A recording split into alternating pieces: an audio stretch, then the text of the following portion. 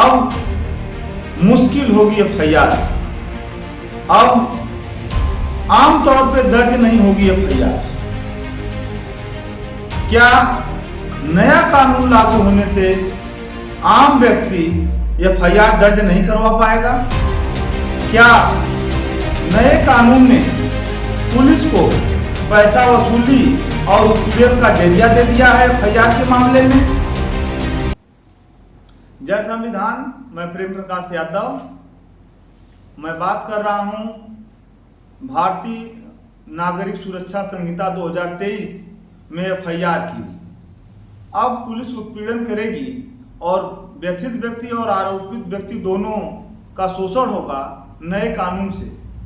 इस कानून में एफआईआर दर्ज करने का जो मैंडेटरी प्रावधान था, उस प्रावधान को इस कानून में समाप्त कर दिया गया है।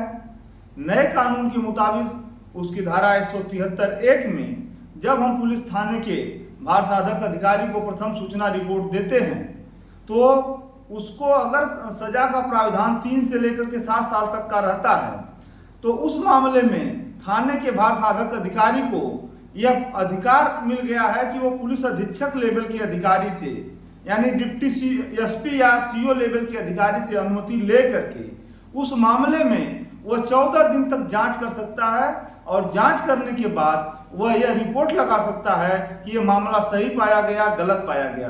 जो 14 दिन उसको जांच करने का अधिकार मिला, इस अधिकार के तहत वह पीड़ित व्यक्ति को टहलाएगा और आरोपी से पैसा वसूली करेगा। वो चाहेगा, उसकी मर्जी पर होगा। अगर वसूली उसको नहीं हुई तो एफआईआर का मामला अगर नहीं भी बन रहा है तो एफआईआर दर्ज कर देगा। अगर उसकी वसूली हो गई तो वह एफआईआर का मामला अगर बन भी रहा है तब भी वह उस मामले में एफआईआर दर्ज नहीं करेगा। तमाम पुलिस को पावर दे दिए गए। इसमें 173(1) में कहा कि इत्तला मौखिक या इलेक्ट्रॉनिक संसूचना द्वारा दी जाएगी। इसमें जहां पर पहले लिखित रूप से दी जानी थी, लिखित रूप से सूचना देने का इसमें प्रावधान नहीं किया थाने पर, या मौखिक रूप से आप देंगे या तो जो है इलेक्ट्रॉनिक संसूचना द्वारा देंगे। अगर मौखिक रूप से देंगे तो पुलिस थाने के भार साधक अधिकारी द्वारा उसको नोट करवाया जाएगा। इसके बाद उसका प्रिंट आउट निकाल करके उसका दस्तखत करवाया जाएगा। दूसरा, इलेक्ट्रॉनिक संसूचना द्वारा अगर दी जाती है सूचना तो उसको 3 दिन के अंदर वो आप जाएंगे, उसका प्रिंट आउट निकाला जाएगा। इसके बाद जो है आपका प्रथम सूचना रिपोर्ट दर्ज करने का उसको प्रक्रिया की जाएगी। लेकिन इसमें लेकुना क्या है? जो पीड़ित व्यक्ति है इतना डरा होता है कि आप मौखिक रूप से अगर उसको बात करने के लिए कहेंगे तो वो अपनी पूरी बात नहीं कर पाएगा और पुलिस के दबाव में वो पुलिस उसको डेमोलाइज करेगी, पुलिस उस पर दबाव बनाएगी, मुकदमा वापस करने का धमकी देगी, प्रार्थना पत्र न देने की धमकी देगी। अगर आप इलेक्ट्रॉनिक माध्यम से देते हैं तो उसमें पुलिस क्या करेगी?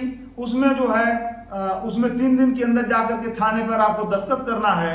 तो दस्तखत करने के नाम पर थाना अध्यक्ष नहीं है तो आप आना, तो कल आना, तो फिर बाद में कहेंगे कि वो व्यक्ति आया ही नहीं जिसने सूचना दिया था, इसलिए हमने इस पर कोई कार्रवाई आगे नहीं बढ़ाया। तो इसके माध्यम से या आपने सूचना दिया है नहीं दिया है, इस मामले में ही डिले हो जाएगा। दूसरी बात, अगर आपने सूचना दे दिया, उसने मान भी लिया कि आपने सूचना दे दिया है, इसके बाद इसमें 173(3) में यह प्रावधान किया कि धारा 175(1) के अंतर्विष्ट उपबंधों पर प्रतिकूल प्रभाव डाले बिना किसी संज्ञेय अपराध की इत्तला की प्राप्ति पर, जिसमें 3 वर्ष या उससे अधिक दंड है किंतु 7 वर्ष से अधिक नहीं है, थाने का भार साधक अधिकारी यह सुनिश्चित करने के लिए कि क्या 14 दिनों की अवधि के लिए मामले में कार्रवाई के लिए विद्यमान प्रारंभिक जांच संचालित करने के लिए या 2 अन्वेषण की कार्रवाई के लिए प्रथम दृष्टया प्रारंभिक मामला विद्यमान है। तो यह 14 दिन का जो उसको पावर दे दिया कि इसमें संज्ञेय मामला बन रहा है कि नहीं बन रहा है, घटना में सत्यता है कि नहीं सत्यता है, ये पुलिस उपाधीक्षक यानी डिप्टी एसपी लेवल के अधिकारी की अनुमति से यह 14 दिन में निगोशिएशन करने के लिए, इसको भ्रष्टाचार को बढ़ाने के लिए एक बड़ा जरिया पुलिस द्वारा पीड़ित और आरोपी दोनों का उत्पीड़न करने के लिए ये दे दिया है। जबकि पहले वाले कानून में यानी सीआरपीसी में ऐसा प्रावधान नहीं था, पुलिस को विवेकाधिकार का मामला नहीं था, मैंडेटरी प्रावधान था ललिता कुमारी, खास करके ललिता कुमारी के स्टेटमेंट और जजमेंट के बाद। तो नए कानून ने पीड़ित को और आरोपी को दोनों को नुकसान पहुंचाया है, इस देश की जनता को नुकसान पहुंचाया है। और खास करके जिस तरीके से गिरफ्तारी में 3 से 7 साल तक के सजा के प्रावधान में मजिस्ट्रेट से अनुमति और वारंट के बिना पुलिस को गिरफ्तार करने का पावर दे दिया, उसमें भ्रष्टाचार बढ़ाया।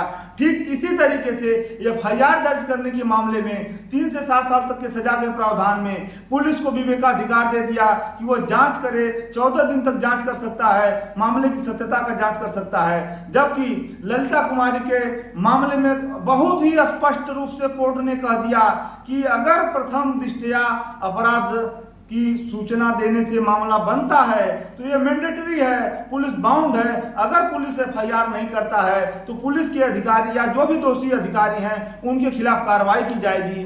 तो इससे यह स्पष्ट है कि नए कानून ने पुलिस को उत्पीड़न करने का, शोषण करने का और भ्रष्टाचार बढ़ाने का जरिया दे दिया। आम आदमी को, पीड़ित को और आरोपी को शोषण के लिए जरिया हो गया। तो आप सभी लोग विचार करिए कि क्या नया कानून में एफआईआर आम आदमी का आसानी से हो पाएगा, और नहीं हो पाएगा तो इसके लिए सरकार को संशोधन करना चाहिए। क्या पुनः पुरानी कानूनी प्रक्रिया, सिविल दंड प्रक्रिया संहिता को सरकार को बहाल करना चाहिए, इसको स्थगित करना चाहिए। इन सब मामलों में तमाम, इसके साथ साथ तमाम खामियां हैं नए कानून में, इस पर हम अगले वीडियो में चर्चा करेंगे। तब तक के लिए धन्यवाद।